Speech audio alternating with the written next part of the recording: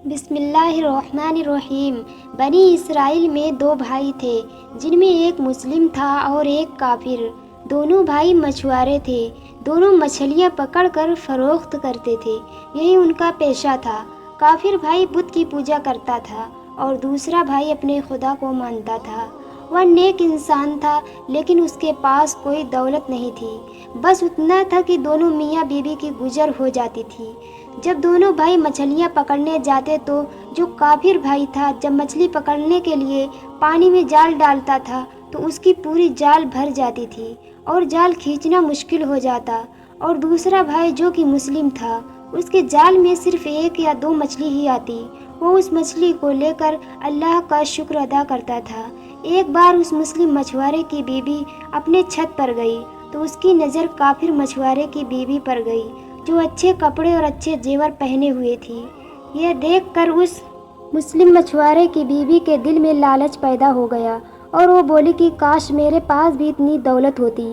یہ سن کر کافر کی بیوی بولی کہ تو اپنے شوہر کو راضی کر لے کہ وہ بھی میرے شوہر کے معبود کی عبادت کرے تاکہ تو بھی میری طرح دولت مند ہو جائے۔ یہ سن کر مسلمان کی بیوی کچھ غمزدہ ہو کر نیچے آئی۔ پھر جب اس کا شوہر گھر آیا تو اس نے اپنی بیوی کو غمزدہ دیکھ کر اس سے پوچھا کہ کیا بات ہے، تم اتنی اداس کیوں ہو؟ تو اس کی بیوی بولی یا تم مجھے طلاق دے دو یا تم اپنے بھائی کے معبود کی عبادت کرنے لگو۔ یہ سن کر اس کے شوہر نے کہا کہ اے اللہ کی بندی، کیا تو اللہ سے نہیں ڈرتی جو تو کفر کی بات کرتی ہے؟ تو وہ بولی کہ بس کرو، اتنی باتیں مت بناؤ، میں اس طرح بھوکی ننگی نہیں رہ سکتی، جبکہ دوسری عورتیں اور تمہارے بھائی کی بیوی کو میں دیکھ رہی ہوں کہ وہ اچھے اچھے کپڑے اور زیور پہنے رہتی ہے۔ جب اس مسلم مچھوارے نے دیکھا کہ اس کی بیوی ضد پر آ گئی ہے اور وہ نہیں سمجھ رہی ہے، اس نے اسے کہا کہ ٹھیک ہے، تم پریشان مت ہو، کل سے میں مزدوری کروں گا اور خوب محنت کروں گا اور میں تمہیں روزانہ 2 درہم دیتا رہوں گا۔ ان 2 درہم میں تم اپنی ضرورت کی چیزیں دھیرے دھیرے کر کے خرید لینا۔ یہ سن کر اس عورت کو تسلی ملی۔ صبح صبح وہ مسلم اپنے گھر سے مزدوری کی تلاش میں نکلا، لیکن کہیں بھی اسے کوئی کام نہیں ملا۔ وہ ادھر ادھر پھرتا رہا لیکن کسی نے بھی اس کی مدد نہیں کی۔ آخر کار وہ مایوس ہو کر ایک تالاب کے پاس جا کر بیٹھ گیا اور اللہ کی عبادت کرنے لگا۔ پھر شام ہونے تک وہ اللہ کی عبادت کرتا رہا، اور جب وہ گھر آیا تو اس کی بیوی نے کہا کہ تم آج اتنی دیر تک کہاں تھے؟ تو وہ کہنے لگا کہ میں بادشاہ کی خدمت میں تھا، بادشاہ نے مجھ سے 30 دن کام کرنے کی شرط رکھی ہے۔ یہ سن کر اس کی بیوی بولی کہ وہ بادشاہ تم کو کیا دے گا؟ تو اس نے جواب دیا کہ میرا بادشاہ بڑا کریم ہے اور اس کے خزانے خوب دولت سے بھرے ہوئے ہیں، وہ مجھے وہ سب دے گا جو میں اس سے مانگوں گا۔ پھر وہ اسی طرح اپنے خدا کی عبادت میں لگا رہا۔ جب تیسری رات ہوئی تو اس کی بیوی نے کہا کہ اگر تم نے کل مجھے درہم نہیں لا کر دیا تو تم مجھے طلاق دے دینا۔ یہ سن کر اس کو بہت دکھ ہوا اور پھر وہ اگلے دن ایک یہودی کے پاس گیا اور اس سے کہا کہ کیا تم مجھے اپنے پاس مزدوری پہ لگا لو گے؟ یہ سن کر اس یہودی نے کہا کہ ہاں، میں تمہیں مزدوری پہ لگا لوں گا، مگر ایک شرط ہے کہ میرے پاس تمہارے کھانے پینے کا کوئی انتظام نہیں ہوگا۔ یہ سن کر اس نے اس یہودی کی شرط مان لی اور روزے کی نیت کر کے وہ اس کے ساتھ مزدوری پہ چلا گیا۔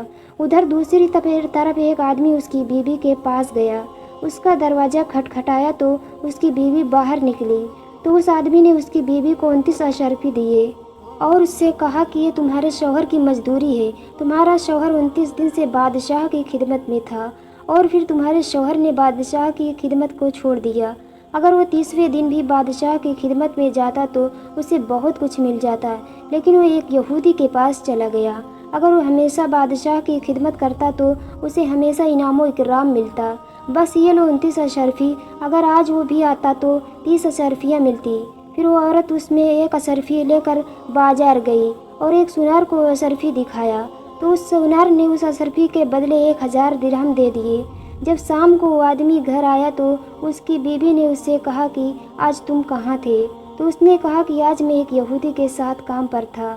تو اس کی بیوی نے کہا کہ آخر تم بادشاہ کی خدمت چھوڑ کر کسی اور کی خدمت کیوں کرتے ہو؟ پھر اس نے اپنے شوہر کو اشرفیوں کا واقعہ سنایا، جس کو سن کر وہ آدمی روتے روتے بے ہوش ہو گیا۔ جب اسے ہوش آیا تو اپنی بیوی سے کہنے لگا کہ افسوس، میں نے دونوں جہاں کے بادشاہ کی خدمت کو اپنے اوپر لازم نہ کیا۔ اس کے بعد اس آدمی نے اپنی بیوی کو چھوڑ دیا اور پہاڑوں پر چلا گیا، جہاں خدا کی عبادت کر کے اپنی ساری زندگی گزار دی اور وہیں اس کا انتقال بھی ہو گیا۔ ناظرین، اللہ کے خزانوں میں کوئی کمی نہیں، وہ اپنے بندوں کو کبھی نہیں بھولتا۔ اللہ تعالی ہم سب کو اللہ کے شکر کے ساتھ زندگی گزارنے کی توفیق عطا فرمائے، آمین۔ ویڈیو پسند آئی ہو تو لائک ضرور کر دینا۔ اسی طرح کی اسلامک ویڈیو دیکھنے کے لیے ہمارے چینل کو ضرور سبسکرائب کریں۔ ویڈیو پورا دیکھنے کے لیے دل سے شکریہ۔ ملتے ہیں اگلے ویڈیو میں۔ اللہ حافظ۔